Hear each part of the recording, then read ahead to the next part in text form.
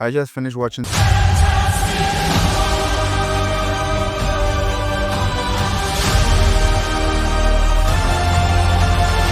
and Charlie, I have to say, I'm impressed. I didn't expect much going in, but this movie did something I didn't see coming. It gave me hope again. I felt like Marvel finally slowed down to tell a story with heart. Not just CGI and quips.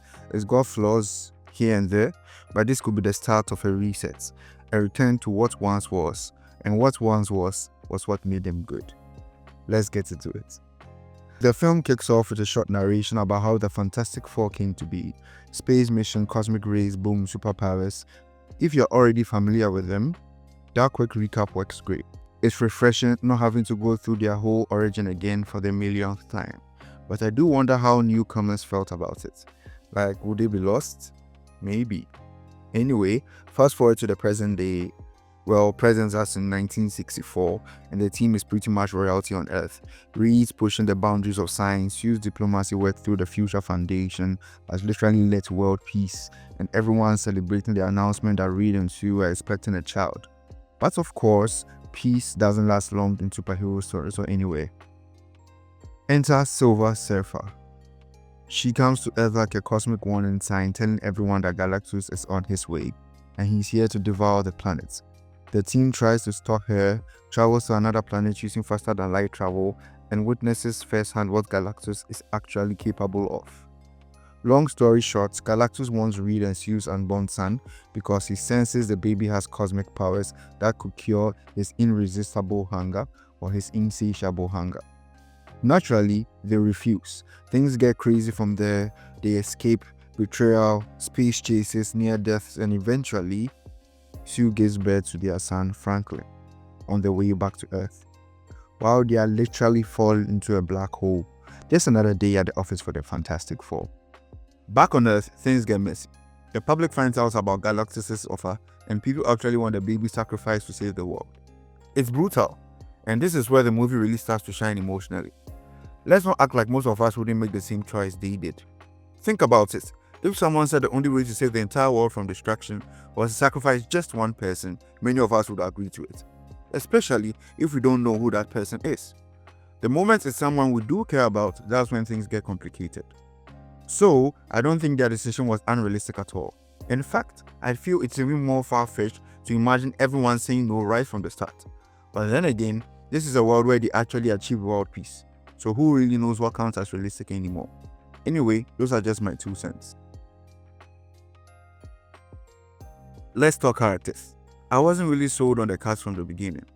When I first saw Pedro Pascal as Reed, alongside Sue and Johnny, I honestly wasn't convinced. They just didn't look the part to me. Something about their appearance didn't quite match the characters I've always known, and maybe they still don't. But I have to admit, their performances really won me over. Focusing on Reed for a moment, Pedro did a solid job embodying the character.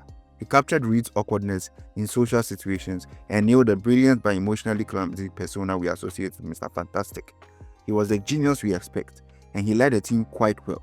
So even if he didn't look like the Reed I've always pictured, he still played a role with conviction. And just like Sue, he did a fantastic job, no pun intended.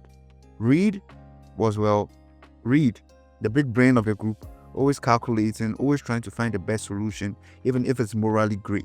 He had to deal with some really intense decisions here. I still think his choice to save his child over the world is one of the boldest plot points in the Marvel movie period. And as I said, with some of his intense decision making, using your child as bait for Galactus is really, really bold too. Now, Sue in particular, I didn't like her look at all. But to be fair, it's hard to top Jessica Alba, look-wise. She was iconic. But you know what? By the end of this movie, I genuinely think this Sue carried the emotional weight of the story. Her slice of life moments with Reed and the world building through the Future Foundation gave the film a strong backbone. She was more than just the invisible woman. She was a bridge between the superheroes and humanity. She really held the team together. She was no longer invisible. Ben was solid. No pun intended. No complaints. I said it earlier, but he looked the part from the start and acted it quite well. He was the heart and strength of the team, the big brother of the team, and he brought a grounded presence to some of the more chaotic moments. Johnny, oh boy. So I did like his energy, but I hate the hair. It just doesn't work for me. Also, can someone explain how we're just flying around in space without any sort of breathing apparatus? Like, come on, you lose consciousness in like 15 seconds without oxygen. I get it, it's a superhero movie, but at least try and throw in a line of explanation. Especially when Ben was in space, he did struggle and almost lost consciousness. So I do not understand why Human Touch didn't. I don't know whether maybe his powers in this movie has something to do with it, but I just don't know. That said, his emotional growth throughout the movie, especially his connection with the Silver Surfer, was surprisingly good. I loved how he started deciphering the surface language and discovering that she was actually Shalabal. That was a great twist. The fact that Johnny stopped her from destroying the last teleportation bridge by connecting with her language and emotions was one of the best scenes for this character, especially when that bridge was what helped them at the end. He wasn't just a hotshot looking for girls, trying to snatch girls, but he actually did something meaningful. And speaking of the surfer, whether it's this version of the Lawrence Fishburne one, I've always liked and preferred Norrin Rad. Oh, that is cool.